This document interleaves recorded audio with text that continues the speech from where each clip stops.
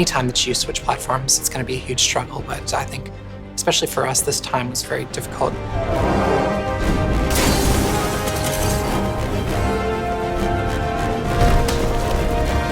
What we had on the previous Uncharted games and on The Last of Us was written for the cell architecture, and it was all optimized for that. But the PlayStation 4 just does things differently. The whole studio, like tools, everything, it's a massive challenge to push content that now needs to fill like 8 gigs versus the 256 or 512 megs that were on the PS3. You have all this memory, you have all this new processing power, so I knew that there would be a step up. I think I was surprised, and I think a lot of people in the studio were surprised by just how big that leap was going to be. First kind of starting, we asked the question of PlayStation 4, what can we do? And for me, there were always new things that there were still left to put in the game, like how do you put a vehicle in Uncharted and still make it Uncharted? Oh, this was really a great idea, Nate. Do you want to drive? Oh, you're doing just fine. It's been a challenge because we really wanted to feel like the interaction is causing things to happen. So whenever it's driving over dusty terrain, there's a lot of dust kick up. And then say you go into a muddy section, the effects are going to communicate that too. If the tires spin out, then they're going to kick up a lot of mud and the vehicle's going to get muddy. And we just want to have that connection between this vehicle that you're controlling and the environment that you're in. Can we do the convoy sequence from Uncharted 2 and 3, but now I'm in control of that vehicle at the same time? And driving through a dense urban city, driving quickly, is quite a challenge because you're looking at all that geometry and all that complexity just flying by you, but you can't halfway do it because you'll know. So we have to spend so much time thinking about the people that are populating the scene, the signs in the scene, the vegetation in the scene, and even though that stuff's flying by, it's got to be convincing. We're trying to make the gameplay experience more rich by basically giving the player more choices. So we've added our rope mechanics, so that's not just a gimmick, like that's fully integrated into just about all of our gameplay encounters. Obviously the rope has a huge effect on combat, so we've got melee moves that come out of rope, using the rope to traverse the space to get an advantage, either in open combat or in stealth. One thing I really appreciated that like Bruce kind of brought around from the beginning was, let's explore the meat and potatoes of this game again. Let's get back to just like what is the core gameplay of this. We know we're gonna get the set pieces. We know we're gonna have these big things and we're gonna push that as well. But get back into our gut of like, what is Uncharted? What is the traversal gunplay? What we wanted to do with the combat is really push the things that are unique to Drake, the things that are unique to him as a character. And one of the main things that Drake can do is just he has this amazing ability to traverse through the environment.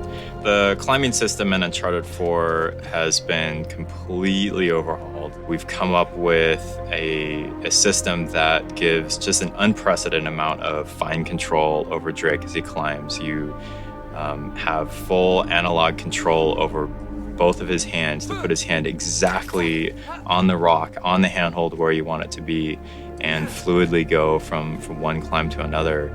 We're also able to integrate Drake into the environment a lot more. When he's climbing on the outside of a vehicle, he's moving with that vehicle, with his weight on that vehicle on top of the animation. So it's something that the PlayStation 4 gives us, that we have so much more memory.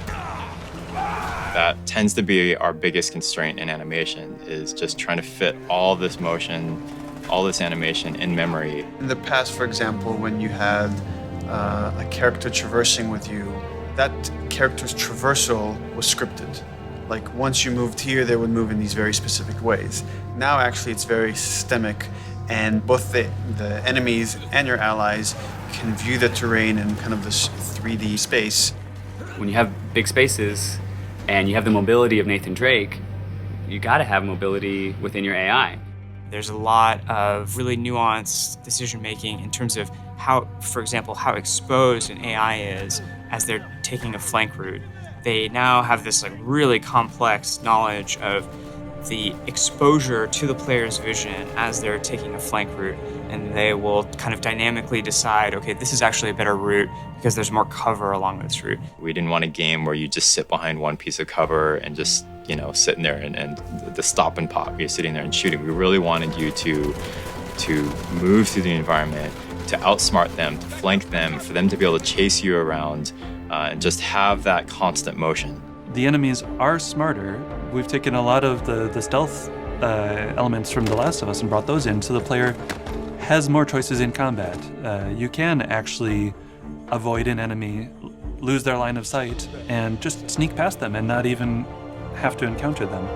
Like, it used to be that you're either in stealth or you're in combat. And now there's these kind of varying levels of stealth. They go into investigate when they think they've seen you, but they're not 100% sure. Then they'll go into combat once they find you.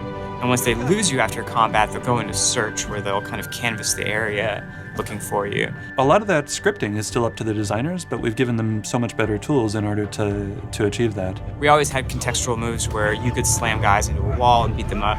Enemies are able to do that to you as well. You'll have moves and kind of fight situations where two enemies are attacking you at once, and it's not in like a scripted way. It can happen kind of in any combat encounter. There's a lot of new tools in the player's disposal, but what's cool is that they're kind of added in this way that's elegant enough to not, explode the game with HUD and all these like crazy options that are difficult to learn. It's very much that same kind of seamless, very smooth Uncharted experience where we get a lot of gameplay from relatively few mechanics. And having really gorgeous animations that feels very rooted and grounded, but at the same time gives you the responsiveness. You're gonna get to play this. We're showing off in a way of just like, look how gorgeous this can be. Look at what we can do. Look at the colors, look at the scenes, look at the environments that you're gonna get to explore, and you're gonna get to have that on this stick.